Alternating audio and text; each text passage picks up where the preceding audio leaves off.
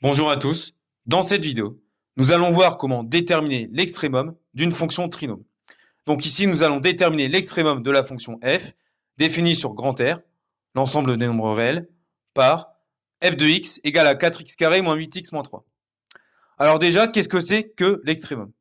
En fait, un extrémum, c'est soit un minimum, soit un maximum. D'accord?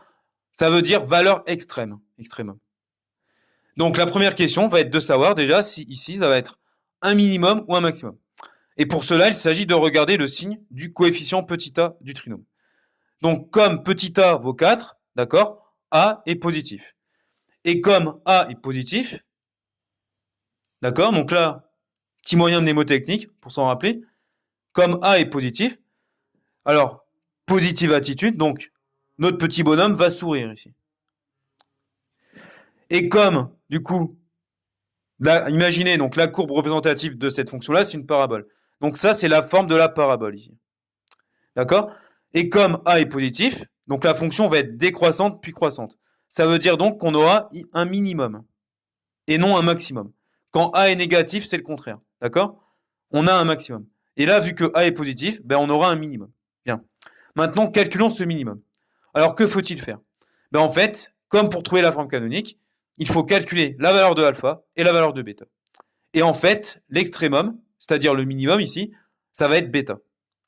Donc c'est parti, calculons alpha. Donc pour alpha, la formule, je vous rappelle, c'est moins b sur 2a. Moins, donc on remplace b par moins 8. 2a, c'est-à-dire 2 fois a, ça va faire 2 fois 4, c'est-à-dire 8. Alors moins 8 divisé par 8, ça fait moins 1. Et moins 1, ça fait plus 1, ça fait 1. Calculons bêta maintenant. Je vous rappelle que bêta, c'est l'image de alpha par la fonction f. Donc bêta, c'est f de alpha, c'est-à-dire f de 1 ici. Et donc calculons maintenant l'image de 1 par la fonction f. Donc il s'agit juste de remplacer x par 1. Donc c'est parti. 4 fois x au carré, ça va donner 4 fois 1 au carré. Donc 1, on l'élève au carré. Moins 8 fois 1. Moins 3. Donc 1 au carré, ça fait 1. 4 fois 1, 4. 8 fois 1, 8. Moins 3. Alors 4 moins 8, ça fait moins 4. Et moins 4 moins 3, ça fait moins 7. Ainsi, l'extrémum, c'est-à-dire le minimum de la fonction f, est moins 7. Et ce minimum est atteint quand x est égal à